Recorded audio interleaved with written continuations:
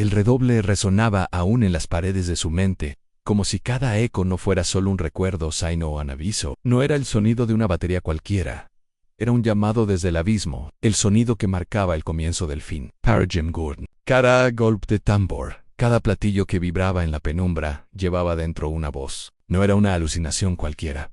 Era una voz que conocía, que lo conocía. Una voz que había estado con él toda la vida. Era la voz de su madre en el año 1983. Jim Gordon tenía 37 años. Y una reputación tan imponente como silenciosa. No era de los que hablaban mucho. No buscaba los focos ni la gloria, pero detrás de los escenarios había sido el corazón rítmico de algunos de los más grandes himnos de la historia del rock. Tocó junto a George Harrison, John Lennon, Frank Zappa, Eric Clapton, y fue uno de los creadores de Layla. Esa canción que todo el mundo recordaba por el piano final dulce y triste como un adiós. Ese piano también era suyo en afuera. El mundo lo veía como un músico de estudio brillante, disciplinado, casi mecánico, pero nadie sabía lo que ocurría dentro de su cabeza cuando los micrófonos se apagaban y las luces se extinguían. Nadie sabía que desde hacía años Jim escuchaba cosas que no estaban ahí. Al principio eran murmullos, una especie de viento frío detrás de sus pensamientos, susurros que nacían en las esquinas oscuras de su apartamento, que parecían colarse entre las notas de las canciones que grababa. Pero con el tiempo, esos susurros tomaron forma, se convirtieron en frases, y esas frases comenzaron a parecerse demasiado a la voz de su madre. O.S. Mary Gordon. Ella había sido siempre una presencia firme, a veces excesivamente presente. Lo cuidaba, lo guiaba, lo protegía. Low Cryo, sur de California, con disciplina y afecto, pero también con un control que, en la percepción de Jim, nunca se fue. Incluso de adulto, sentía que su madre lo observaba, lo corregía, lo juzgaba. Y ahora, esa voz estaba dentro de él en una noche, mientras practicaba solo en el estudio. Creyó oírla con claridad. Eres una decepción. Deja de tocar, no vales nada. Se giró. En el lugar estaba vacío, pero no lo estaba. No, en su mente nadie sabía que llevaba años luchando en secreto con esas alucinaciones, que había intentado, sin éxito, explicarlo a algunos médicos, quienes atribuían sus síntomas a agotamiento, estrés o incluso un posible problema con drogas. Nunca lo diagnosticaron adecuadamente. Nunca se le ofreció ayuda real. Solo lo enviaban de vuelta al estudio, al trabajo, al escenario, como si ser talentoso lo hiciera inmune a la locura. Los compañeros de banda a veces notaban su aislamiento, su rigidez, su negativa a compartir ciertas cosas, pero en ese mundo, el comportamiento errático se confundía fácilmente con excentricidad artística. Nadie quiso ver más allá, y Jim no dijo nada.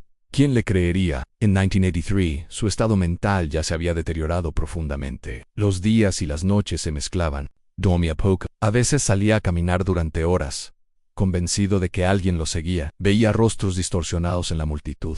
Escuchaba conversaciones enteras que nunca existieron, pero sobre todo, seguía escuchando a su madre. Afirmaba que lo espiaba, que interfería con su música, que le manipulaba los pensamientos. Y aunque ella seguía viva, en su casa, ajena al infierno que vivía su hijo, para Jim ya no era su madre. Había llegado a convencerse de que ella había sido reemplazada por una impostora, que la verdadera Osa Marie estaba encerrada en otro lugar, tal vez en otra dimensión, y que esta mujer con su rostro era un agente del mal. En el 6 de junio, escribió en un pedazo de papel: si logro silenciarla, la música volverá a fluir. 2 días después, el 8 de junio de 1983, se despertó con la decisión ya tomada. El sol golpeaba sin piedad las calles de Los Ángeles, como si el calor quisiera derretir las mentiras ocultas bajo el pavimento. Jim caminó lentamente por las aceras agrietadas. Llevaba un abrigo a pesar del calor. En uno de sus bolsillos, oculto bajo el forro, un martillo. En el otro, un cuchillo de cocina de hoja ancha. Aún sin usar, sus pasos eran mecánicos. Sin prisa, nadie se fijó en él. Nadie imaginó que aquel hombre de aspecto tranquilo, que caminaba como si llevara el peso de 1000 silencios, estaba a punto de cometer algo impensable. Al llegar a la casa de su madre, se detuvo en la entrada. Observó el jardín, a las plantas bien cuidadas, las cortinas ondeando en las ventanas. Todo parecía igual, pero dentro de su cabeza, nada lo era. Respiró hondo. Tocó el timbre en dentro.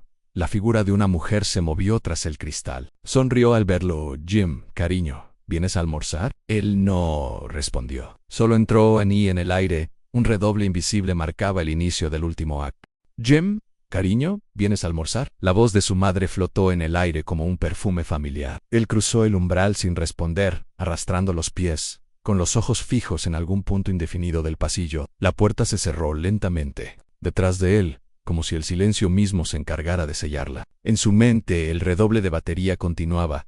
cada vez más lejano, más profundo, como un tambor ritual que lo guiaba hacia algo inevitable. O.S. Mary Gordon, siempre cuidadosa, le tendió la mano con una sonrisa, sin notar el vacío que se expandía en la mirada de su hijo. El comedor estaba dispuesto como cada miércoles, los platos limpios, el mantel de flores pastel, el olor tenue a pan tostado y mantequilla. Todo tenía un aire doméstico y cálido, y sin embargo, en la mente de Jim, cada objeto parecía desdibujado, amenazante. Nada tenía forma concreta. Las paredes parecían moverse y su madre parecía actuar demasiado normal, demasiado perfecta. Se sentaron frente a frente. Ella hablaba con dulzura, intentando que la conversación fluyera como tantas veces antes. Habló del jardín, de cómo había regresado un colibrí al limonero, del programa de cocina que había visto la noche anterior. Jim apenas parpadeaba, no escuchaba palabras, solo sonidos en ecos en vibraciones que golpeaban sus oídos, como si fueran señales cifradas en su bolsillo. El martillo parecía latir en su mente, giraba sobre sí misma. Las voces lo rodeaban, invisibles. Una decían: cuidado, ella te envenenan. Otra, susurraban: ella no es tu madre. Es una sombra. Jim bajó la vista.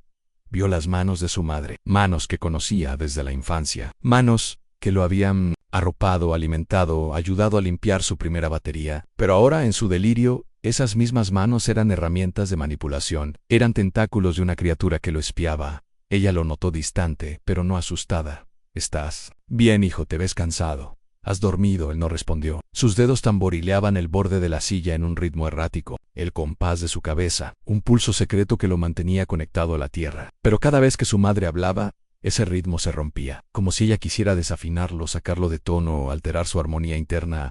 «Te preparé algo de sopa. Estás muy delgado», dijo ella mientras se levantaba para ir a la cocina. Jim la observó de espaldas. Su figura le parecía desproporcionada, el cabello perfectamente recogido, la manera metódica en que recogía la cuchara. En su mente, esas acciones eran ensayos en gestos programados, señales de una impostora. Se levantó también lentamente. El corazón le latía como un bombo. Sintió sudor frío recorriendo su espalda, y con una mano temblorosa tocó el mango del martillo dentro del abrigo en frío en Liston.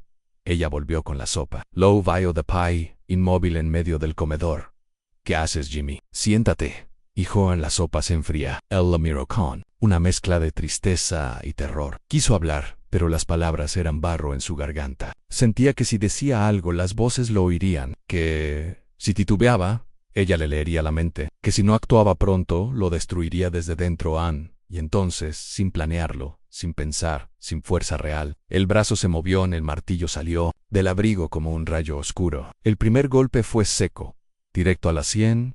Él no gritó, cayó hacia atrás, con una exclamación ahogada. La sopa se volcó, derramándose sobre el mantel, mezclándose con la sangre que comenzaba a brotar. Jim la observó en el suelo, como si no entendiera lo que acababa de hacer. Pero en ese momento, una de las voces regresó, no como un susurro, sino como un grito: «No basta, termínalo». Solo así habrá silencio. El cuchillo salió del otro bolsillo. El filo brilló un instante bajo la lámpara del comedor. Jim se arrodilló frente al cuerpo de su madre. Sus manos se movían como si fueran ajenas a él. Cada puñalada era un intento de acallar los gritos que estallaban en su cabeza.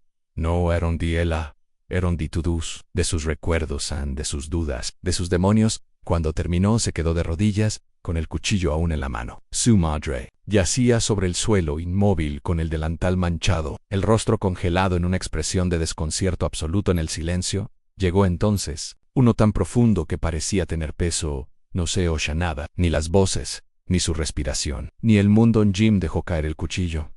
Lo miró como si no supiera de dónde había salido. Su cuerpo temblaba, pero sus ojos no derramaban lágrimas. Se sentía como si flotara en una especie de vacío espeso, sin principio ni final. La casa entera parecía haber cambiado. El reloj del comedor seguía marcando el paso del tiempo, pero para él, todo se había detenido. Quiso hablar, pero no salió sonido alguno. Se levantó con lentitud, miró a su alrededor. Las cortinas seguían ondeando. El sol se colaba por la ventana como si no pasara nada. El mundo allá afuera continuaba ignorante, tranquilo. Lleno caminó por la casa sin rumbo. Tocó los objetos familiares como si fueran reliquias de una vida que ya no era suya. Se detuvo en el pasillo donde, de niño, su madre pegaba sus dibujos. Los cuadros seguían ahí, torcidos. Uno de ellos mostraba una batería mal dibujada, con palos de madera desproporcionados, firmado con letra infantil en Jimmy, 1961. Lágrima descendió. Por fin, por su mejilla, volvió al comedor. Se sentó frente al cuerpo. No sabía qué hacer, no sabía si huir, no sabía si entregarse. Solo sabía una cosa: las voces. Habían callado por primera vez en muchos años. El silencio era absoluto, pero no era paz. Era el eco de un crimen que resonaría para siempre.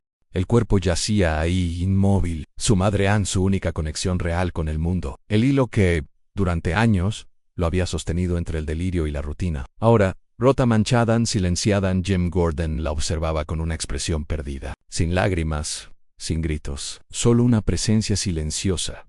Como si contemplara una pintura de horror que no pudiera borrar. Había sentado frente a ella, en la misma silla desde la cual minutos antes fingía compartir un almuerzo. Pero ahora el plato seguía lleno, frío, la sopa derramada en el suelo. El mantel parecía un lienzo caótico donde se mezclaban la sangre, el caldo y las migas de pan.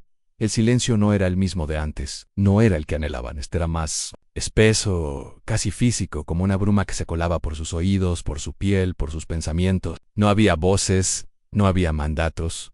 Solo un zumbido muy bajo, casi imperceptible, que parecía provenir de dentro de su propio cráneo. Intentó hablar, decir algo, pero la garganta era un túnel cerrado. Las palabras no tenían forma, solo ruido, como si el lenguaje hubiese sido eliminado de su mente. Se tocó la frente, estaba empapada de sudor. Los dedos temblaban.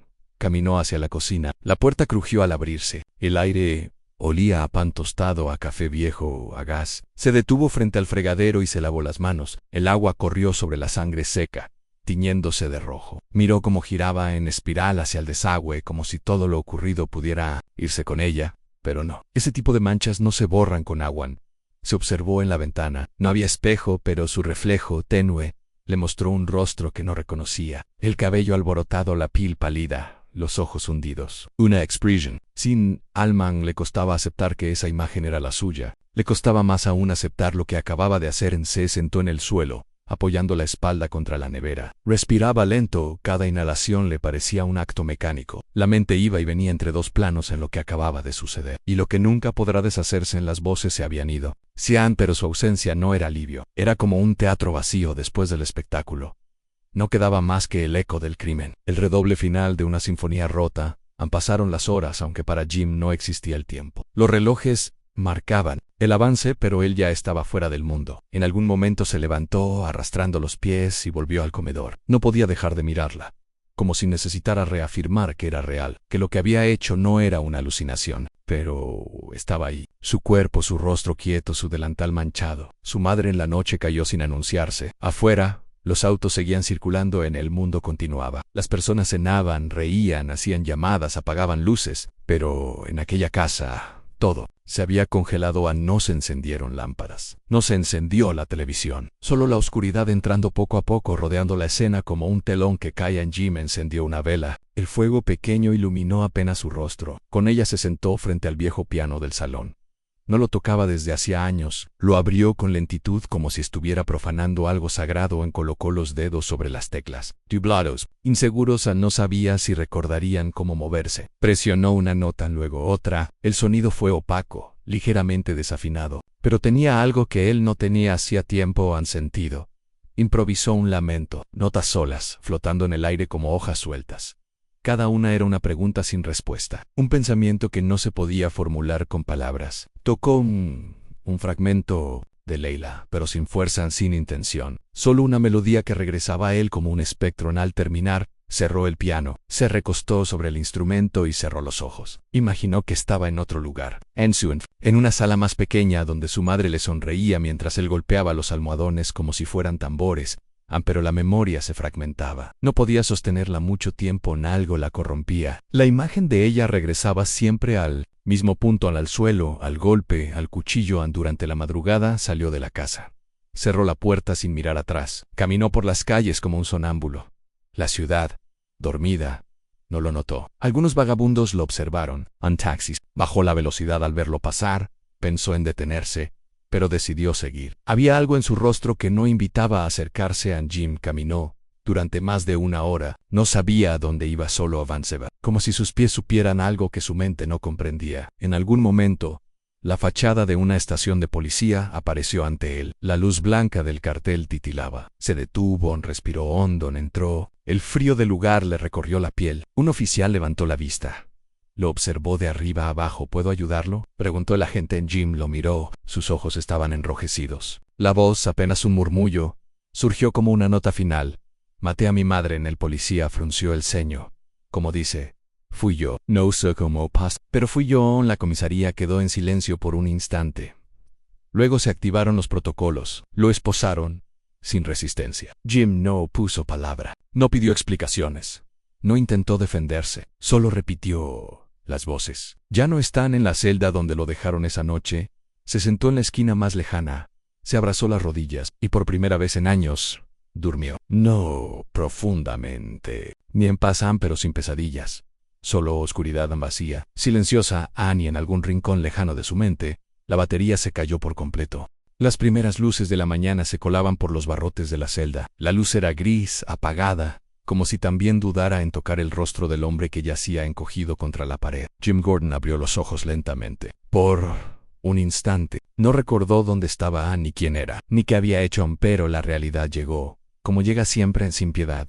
El frío del suelo se colaba por sus huesos. El eco de sus palabras aún flotaba en la comisaría, como si el aire se negara a olvidar lo que él había confesado. Maté a mi madre. En las palabras eran ya parte de su aliento. No necesitaban repetirse. Los oficiales lo observaron todo el día con recelo.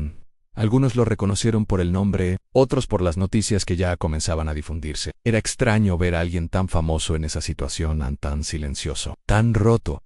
Mientras tanto, en la casa de Osamor y Gordon, la policía presentaba la entrada. Los técnicos forenses trabajaban en silencio. Las imágenes eran espantosas. La escena del comedor parecía salida de una pesadilla. No había signos de robo, ni de entrada forzada. Todo indicaba que fue un ataque repentino o íntimo de alguien que conocía bien a la víctima. La identidad del asesino no estaba en duda. La confesión era clara. La evidencia irrefutable, y sin embargo, el misterio no era el crimen. Ray L. Pork. El nombre de Jim Gordon estalló en los titulares. Asesino inesperado, la caída de un genio, el baterista del demonio, decían algunos medios. Los periodistas hablaban sin saber, sin conocer su historia, sin entender que lo más aterrador no era que hubiese matado a su madre, sino que llevaba años perdiéndose a sí mismo. A plena vista en el tribunal, sus abogados solicitaron una evaluación psiquiátrica de inmediato. No era un acto legal, era un clamor de auxilio. Los médicos lo entrevistaron durante horas. Sus ojos seguían vacíos, pero cuando hablaba, era como si no lo hiciera solo. Su voz a veces se quebraba, otras se transformaba en susurros inaudibles. En más de una ocasión, se giraba como si alguien detrás de él murmurara algo al oído. No había nadie en uno de los psiquiatras, escribió.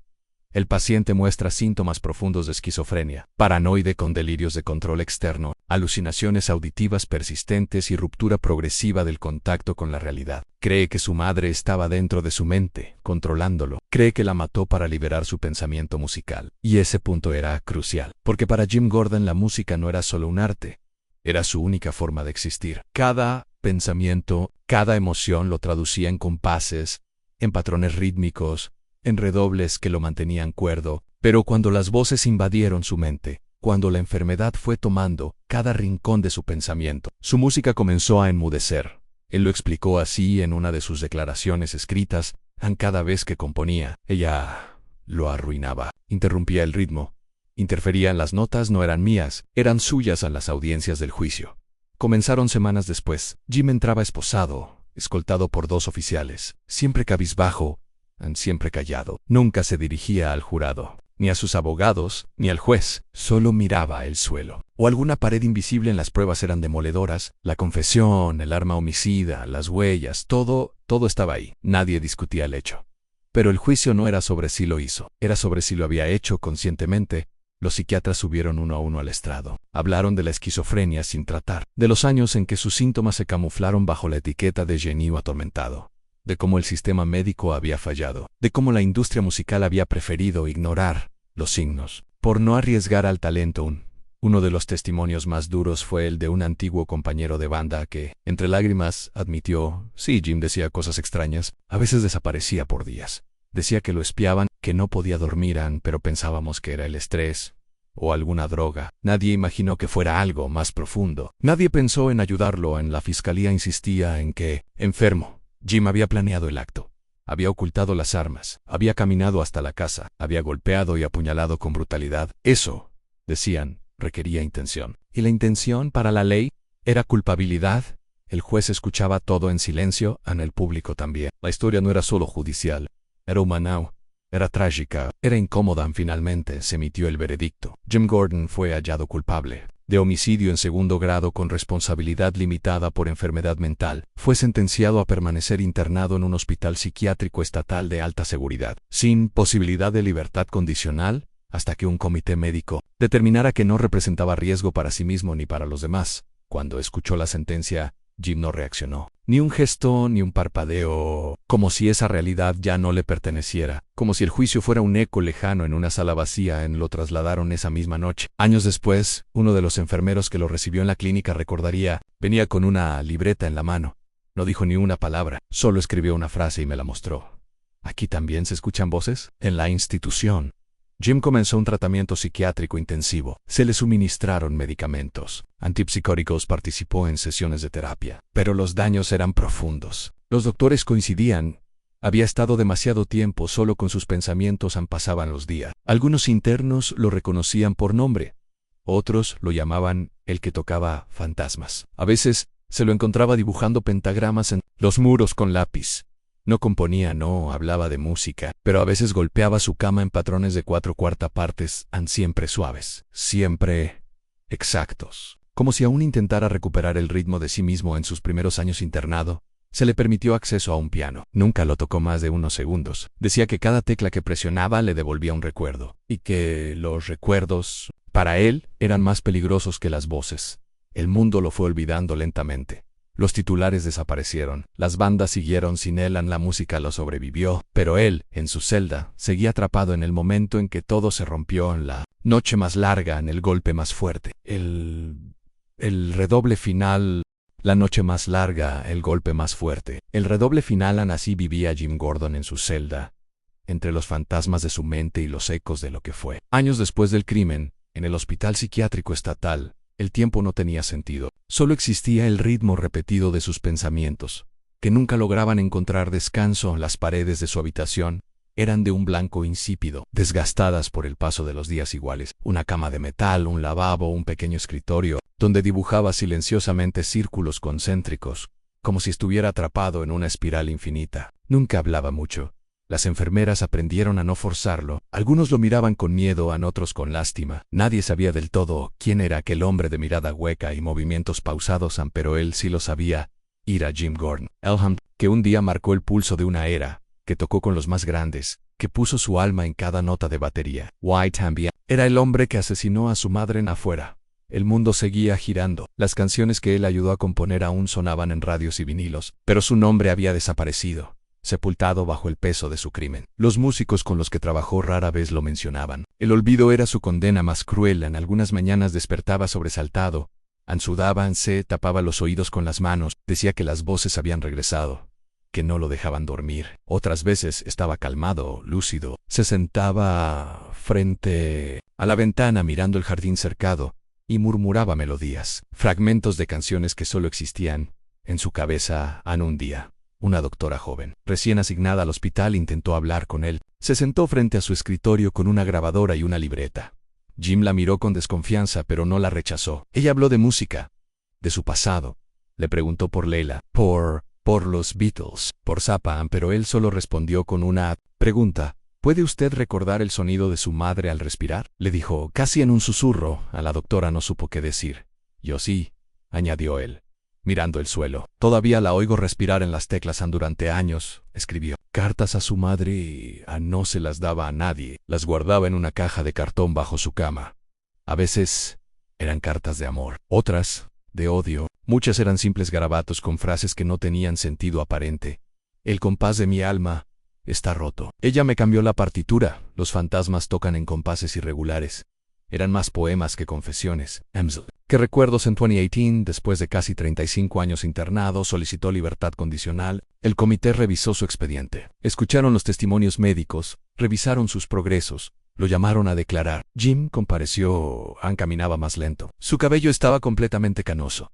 Había perdido masa muscular. Pero aún llevaban dentro aquella noche ¿Cree usted que está curado? Le preguntaron a Jim. Tardó en responder. Miró sus manos, luego al techo. Finalmente dijo: no sé qué significa estar curado. Solo sé que ahora oigo los silencios con más claridad. La solicitud fue denegada. El comité no creyó que estuviera listo. Las voces aún regresaban a veces. Y el crimen aún pesaba demasiado en 2020. Lo intentó otra vez. Esta vez, su abogado argumentó que el paso del tiempo había sido su verdadero castigo, que Jim no era un peligro para nadie, que apenas tocaba ya la música, que pasaba las tardes contemplando el suelo en denegado de nuevo tras aquella última negativa. Jim dejó de hablar durante meses. Se limitaba a caminar en círculos en el patio, golpeando con sus dedos los muslos, como si aún ensayara un ritmo. A veces contaba en voz baja: 1, 2, 3, 4, 1, 2, 3, 4. Pero no llegaba más allá. Nunca pasaba del compás más básico, como si estuviera atrapado ahí, como si no pudiera permitirse avanzar a otra figura musical. En sus últimos años, sus visitas médicas aumentaron. Sufría de diabetes, hipertensión, y comenzaban a aparecer señales de deterioro cognitivo. Perdía el hilo de las conversaciones. Se confundía de día, olvidaba nombres, pero nunca olvidó la fecha del 8 de junio de 1983.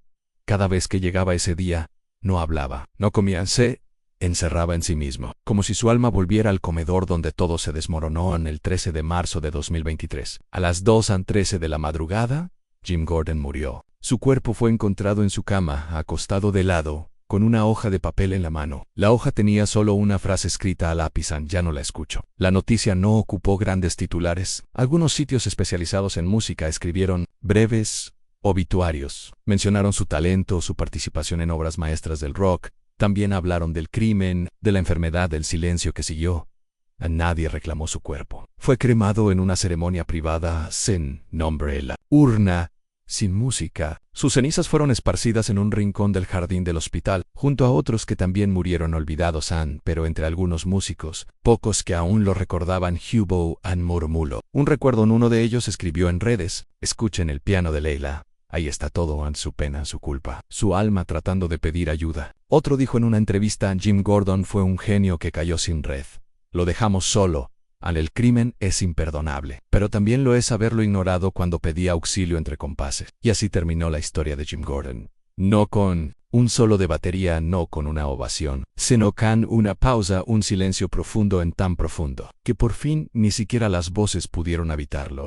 La habitación estaba vacía, iluminada apenas por la luz mortecina del amanecer que se filtraba por la pequeña ventana enrejada. En la cama, el cuerpo inmóvil de Jim Gordon descansaba por última vez. Su rostro, por primera vez en décadas, no mostraba tormento, sus párpados cerrados no temblaban. No había muecas, ni tensión, solo una calma silenciosa, una quietud absoluta, como el compás final de una pieza olvidada en su mano, un papel arrugado sostenido con suavidad. El lápiz había quedado a un lado, caído sobre el suelo, como una baqueta que ya no tenía tambor que golpear.